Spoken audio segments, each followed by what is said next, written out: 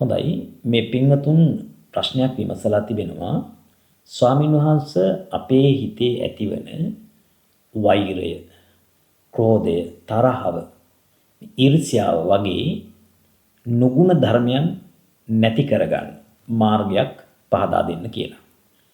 ඊටාම කාලෝචිත වටිනා කියන ප්‍රශ්නයක්.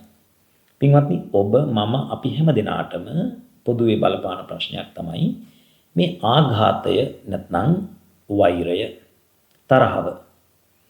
පින්වත්නි භාග්‍යවත් බුදුරජාණන් වහන්සේ සූත්‍ර පිටකයේ අංගුත්තර නිකායේ නවක නිපාතේ ආඝාත පටිවිණය සූත්‍රය කියලා බොහොම ලස්සන සූත්‍ර දේශනාවක් සිද්ධ කරලා තිබෙනවා. එෙහිදී භාග්‍යතුන් වහන්සේ සඳහන් කරනවා කොහොමද අපි අපේ සිත් තුළ අපේ సంతానගතව ඇතිවන මේ අනුන් කෙරෙහි ඇතිවන තරහව නැති කරගන්නේ කියලා. මේ කාරණා 9කින් බුදුරජාණන් වහන්සේ මේක විස්තර කරනවා. දැන් අපි හිතමු මෙහෙම. අපිට අන් අය කෙරෙහි තරහ ඇති වෙන්න පුළුවන් වස්තු 9ක් අපි සාකච්ඡා කරලා තිබෙනවා. මොනවද? එකක් තමයි මම කෙරෙහි ඇති වෙන්න පුළුවන් ආකාර 3ක තරහව. ඒ කියන්නේ යම් කිසි පුද්ගලයෙක් මට අතීතයේ අනර්ථයක් කළා. අවැඩක් කළා. දැනුත් මට ඒ පුද්ගලයා නරකක් නපුරක් කරනවා. අනාගතයේ මට නරකක් නපුරක් කරાવી. ඔන්න ආකාර 3ක් මන් සම්බන්ධයි. යම් කිසි පුද්ගලයෙක් මට අතීතයේද නරක කළා, දැනුත් නරක නපුරු කරනවා. ඒ වගේම අනාගතයේත් මට නරක නපුරක් කරાવી කියලා යම් කිසි කෙනෙක් පිළිබඳව අපේ හිතේ ඇති වෙන්න පුළුවන් තරහ. දෙවෙනි කාරණාව මගේ ප්‍රිය පුද්ගලයන් කෙරෙහි, මගේ ප්‍රිය වස්තු කෙරෙහි.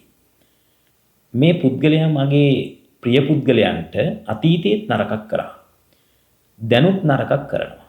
අනාගතයේත් නරකක් නපුරක් කරાવી කියලා මට තරහක් ඇති වෙන්න පුළුවන් තවත් කෙනෙක් ගැන. ඒ වගේම තවත් කෙනෙක් පිළිබඳ තරහක් ඇති වෙන්න පුළුවන් ආකාරයක් තියෙනවා මගේ අප්‍රිය පුද්ගලයන් ගැන සලකලා. කොහොමද?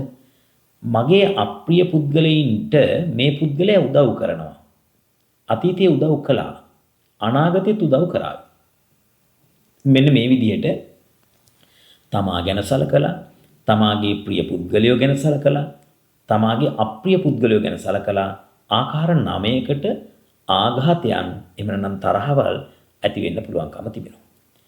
ඉතින් බුදුරජාණන් වහන්සේ සඳහන් කරනවා මේ 9 ආඝාත වස්තුන්ගෙන් මිදිලා ආඝාත පටිවිණය ඒ තරහව නැති කරගන්න ප්‍රතිවිණය කරගන්නේ කොහොමද කියලා. දැන් අපි බලමු මෙහෙම.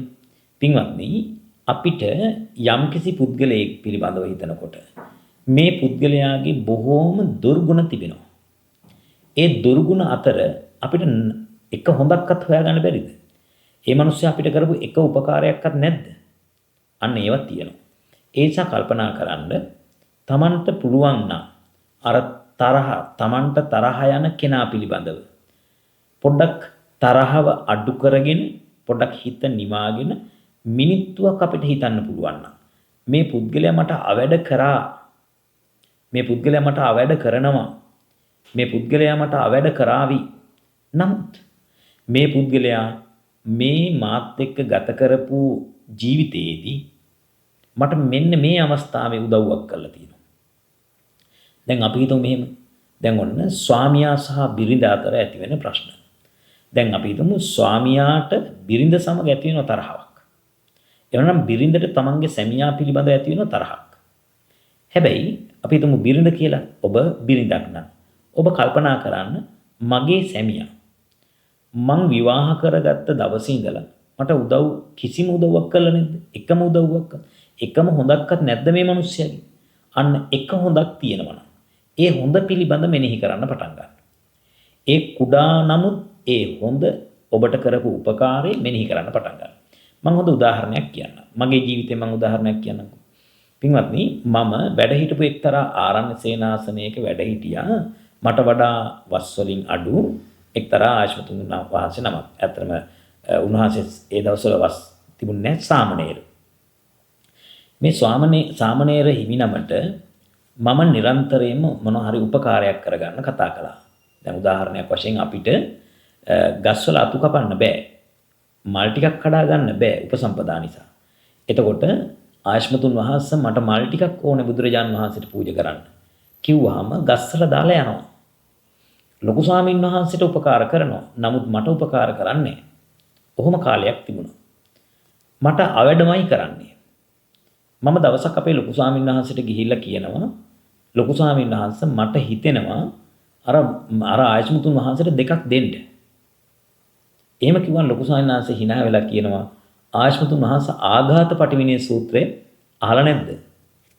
මම කිව්වා නෑ ස්වාමීන් වහන්සේ මම ආඝාත පටිවිණේ සූත්‍රය දන්නේ නෑ. එහෙනම් ආඝාත පටිවිණේ සූත්‍රය බලන්න කිව්වා.